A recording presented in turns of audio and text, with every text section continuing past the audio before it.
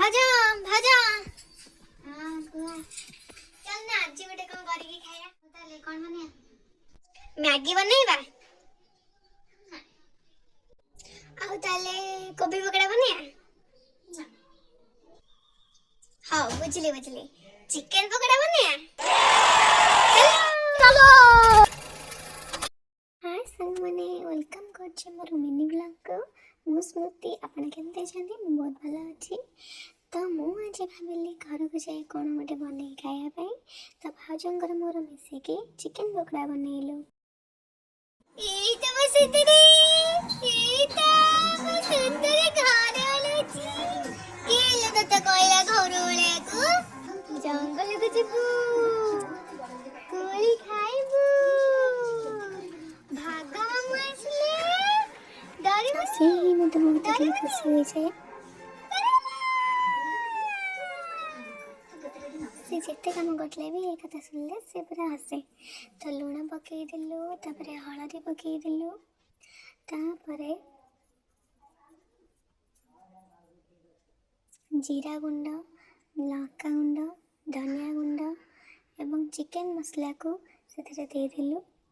जेहेतु टेस्ट भल आसो चिकेन पकड़ा तो बेले बेले एमती खाया पड़े तो से फ्रूट कलर भी पकई दिलु देन से मोस्ट इम्पोर्टाट जहाँकि छाड़देले हम नहीं कॉर्नफ्लोर को जितक लगे से पकईलु अदा रसुण छेचा होता मत से देदेलु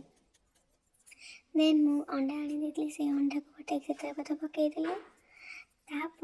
भल भाव मिक्स करनेलु आउ भल भाव घाटा पड़ो जेपर्यंत से पूरा मैरिनेट न होती भल भाव चकटी दबा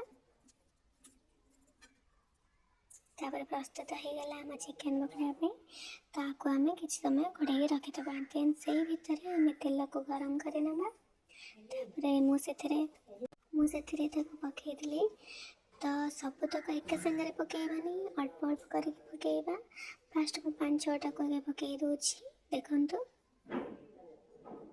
जितक फास्ट फूड चाउमीन चिकेन पकड़ा इपी आउ छाणा छाणी भितर ना माने जहाँ भी अच्छे आम भितर भितर भी एमती मैंने प्लानिंग करके संध्या बेले डायरेक्ट इन करूँ आ दिन दिन मोमो गुपचुप भी बनाओ जहाँ भी हुए आम द्वारा ताको बनाओ आम से खाओ देन तापर आम एमती छाणीदेलु देखो लुक पूरा मस्त थिला तापर ताको छाणी आ गोटे प्लेट रे थोइदेली आउ गोटे बारी पकड़ पड़ो 5-6टा को से झील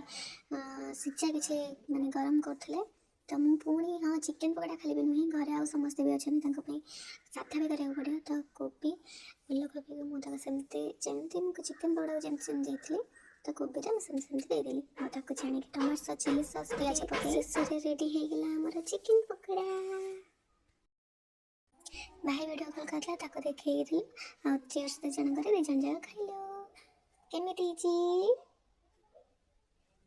तापर मु भी खाइली बहुत टेस्टी थी जेहेतु भाउज बनाती तो भल ही बनाती तापर मुझे गोटे जिनसा ऑर्डर करते जेहेतु घरे एपट सेपट टेडी छोट छोट जिनस गुड़ाक एपट सेपट हो पड़ जाऊँगी तो एमती गोटे ऑर्डर करते कांथरे टंगे रखापी देन पकड़ा खाई सारा आउ खाई इच्छा ना तो से मुझे शोई पड़ी बाय सांग मैंने आ मो वीडियो टी भल लगी कमेंट सब्सक्राइब करने को भूलिबेनी।